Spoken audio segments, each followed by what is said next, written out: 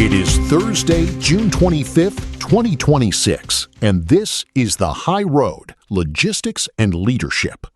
I'm Buck Reynolds, and I make sure the new breed doesn't forget how to drive. I'm Jules Sterling. I'm Dan Miller. And I'm Elena Rossi. We have a great show for you today. After yesterday's dive into the FedEx earnings beat and that absolute mess with the Mexico hijackings, we've got a packed episode today. We're talking diesel dropping under $5, humanoid robots hitting Wall Street, and a regulatory hammer coming down on e-commerce imports that's going to shake the whole chain. Look, let's start with the good news for once. The Iran dividend is officially hitting the pumps. National average diesel just dipped below $5. AAA is putting it at $4.98. Finally. I mean, we were all just waiting for the Strait of Hormuz to stop being a parking lot, right? Exactly. Brent is down to about $74 a barrel. Bottom line is, the ceasefire's actually working. Vessel traffic in the Strait has basically doubled in 24 hours. Well, here's the deal, though. Don't expect the diesel premium to vanish overnight. The EIA is saying it'll take months for those refined products to actually hit the U.S. ports. Actually, the real story here is the fertilizer flood. Urea prices in New Orleans are plummeting because that trapped cargo is finally moving, which is great for farmers, but a logistical nightmare for the ports. Speaking of ports, let's pivot to the West Coast. The AAR just dropped numbers showing intermodal is absolutely pulling away from traditional carload freight. We're seeing a 12% jump in volume. It's a total flight from the road. Look, truckload spot rates are hitting $3.55 a mile. Right. While intermodal is sitting at $1.64. That's a massive price spread. No wonder shippers are fleeing the asphalt. And Long Beach is leaning into it. They just approved a $1.05 billion rail blitz to make ship-to-rail even faster. It's a long-term play for efficiency. I mean, it's fine for the long haul, but you can't put a last-mile delivery on a train. You still need the rubber on the road to get it to the door. Which brings us to corporate agility. Look at Kraft Heinz. As of July 1st, they're merging procurement and supply chain into one global unit. They're calling it managing the end-to-end value chain. That's a smart move, right? Sort of breaking down the silos so they can react faster to cost volatility. Precisely. And FedEx is doing something similar with their One FedEx consolidation. They beat their transformation savings target by $1 billion. They're just getting leaner. Bottom line is, they're chasing those high-margin premium verticals. Healthcare and aerospace. They don't want the low-margin noise anymore. Now, for something a bit more futuristic, Agility Robotics just went public via a SPAC at a $2.5 billion valuation. They're the first pure-play humanoid robot company on the U.S. market. Great. More silicon drivers. Hold on, Buck. These aren't drivers. They're warehouse bees. Their robot Digit has already logged 65,000 hours. GXO is using them to move totes in Georgia right now. And they just unveiled Digit V5. They've already got 300 million in pre-orders. It's designed to be cooperatively safe, which sounds like a fancy way of saying it won't knock you over. My thing is, if a robot drops a tote, you just reboot it. If a human drops a tote, you've got a workers' comp claim and a broken pallet. I guess I see the appeal. Hey, before we move on, a quick note from our sponsor. Strategic logistics requires world-class engineering. This show is powered by The Stack, developed by Eric Christensen at Neural Network Media. Support the architect behind the code. Visit our Patreon at patreon.com/neuralnetworkmedia for a free trial and access to our daily briefing PDF. Moving back to the real world, specifically the legal one. The NTSB and NHTSA are both investigating that fatal Tesla crash in Katy, Texas.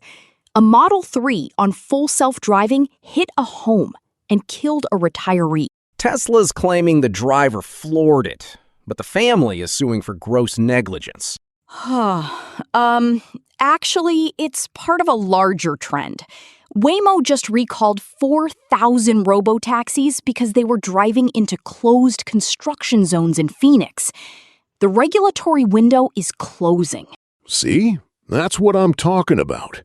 You can't code for a detour sign that's fallen over in the wind. A human smells the danger. A computer just follows the map into a wall. Speaking of danger, let's look at the political side. Trump was at Mack Trucks in Pennsylvania on Tuesday, pushing that Made in America agenda. He was touting the M917A3 heavy dump truck, right? Yeah, a $47 million order for the Army. It's built on the Mack Granite chassis. Now, I don't care about the politics, but I do care about the iron. Those things are tanks with beds. It's a strategic play. By tying military production to commercial chassis, they're keeping the domestic plants humming, even when the commercial market is shaky. But the market isn't just shaky, it's tightening. The ATA is projecting a shortfall of 82,000 drivers for 2026. Look at the rates! Sonar hit a record of 383 per mile last week. We're not in a recession anymore. We're in a supply-side squeeze. Plus, that Supreme Court ruling on broker liability, the Montgomery decision. Brokers are now terrified of negligent hiring. They're culling small fleets left and right.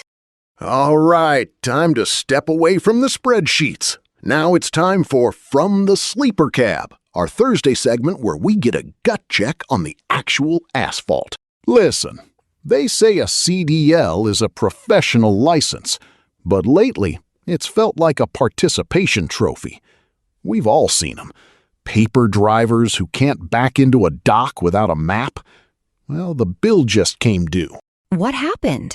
Texas DPS just revoked over 6,000 non-domiciled CDLs. A federal audit found a 49% failure rate in how they were issuing those licenses.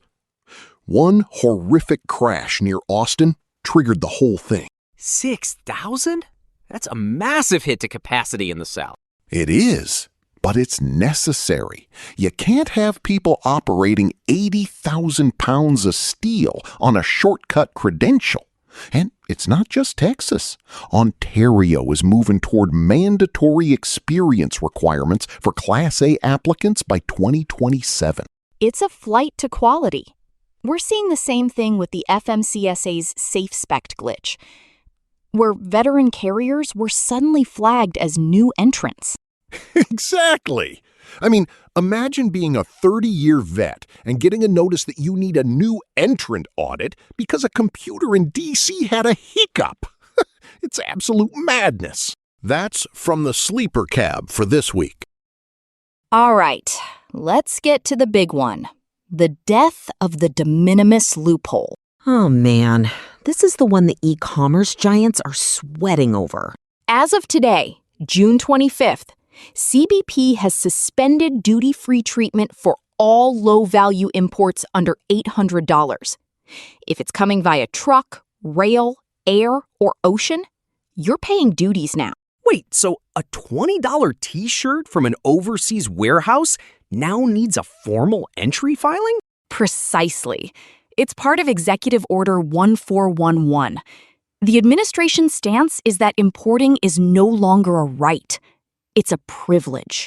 That's going to destroy the price advantage for direct-to-consumer foreign sourcing. The administrative cost alone will be a killer. Here's the deal. This is going to create a massive bottleneck at the borders. You're talking about billions of small packages that used to just slide through. And the penalties are brutal. The minimum penalty for customs violations is now 50% of the value. No more, oops, we forgot the paperwork excuses. This is a strategic shift toward managed trade.